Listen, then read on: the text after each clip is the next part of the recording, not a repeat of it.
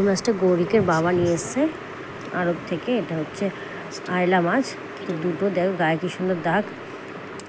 আর এখানে লোটে মাছের নতুন একটা রেসিপি বানাচ্ছে। বন্ধুরা, আমি রিঙ্কি নিয়ে চলে এসেছি তোমাদের কাছে নতুন একটা ভিডিও নিয়ে।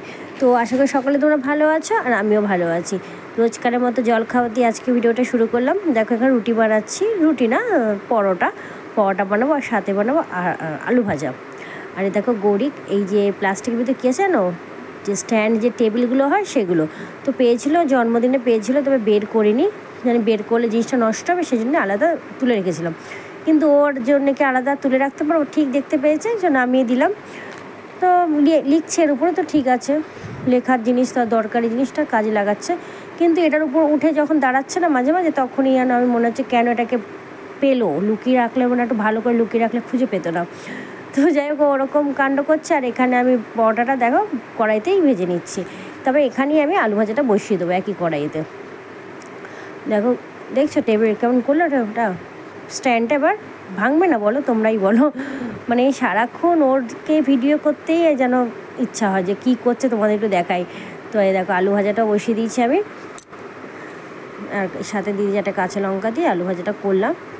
তো আজকে মিস্ত্রি কাকুর আসেনি, কিন্তু ওয়েদারটা ভালোই ছিল, তো আসেনি, ইটগুলো ভেজা নাকি সেই জন্য।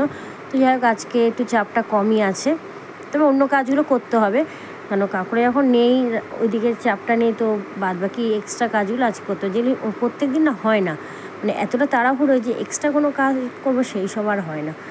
তো তোমাদের সাথে কথা বলতে বললাম, আলু ভাজাটাও হয়ে গেল, এবার মাছ কাটবো। তো দেখে নাও কী মাছ, এটা কী মাছ বলো তো, এটা হচ্ছে আয়লা মাছ, গৌরিকের বাবা নিয়ে এসছে।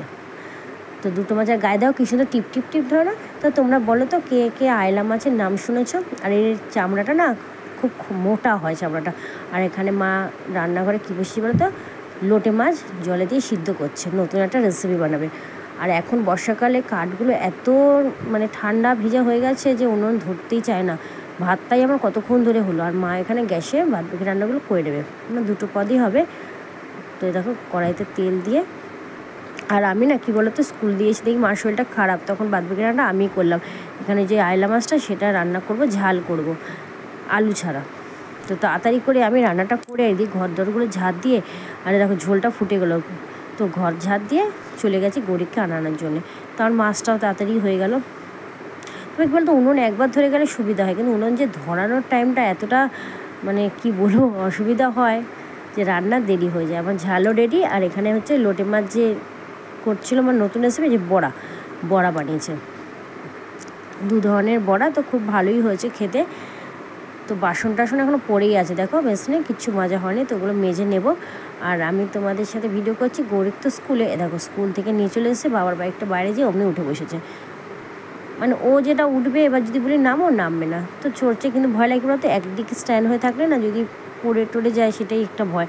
কিন্তু ও তো ছোটো মানুষ, অত বোঝে না, ও মজা নিচ্ছে যে আমি বসছি।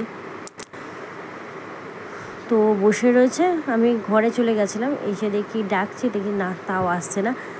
তো এই দেখো হয়ে গেল পুরো সন্ধ্যাবেলা। তোমরা ভাবছো একই আলু ভাজা, হ্যাঁ সন্ধ্যাবেলাও সে আলু ভাজা, কারণ গৌরিক আলু ভাজা খেতে পছন্দ করে, জানো তো, সেজন্য আলু ভাজাটা একটু বারবার একটু করি।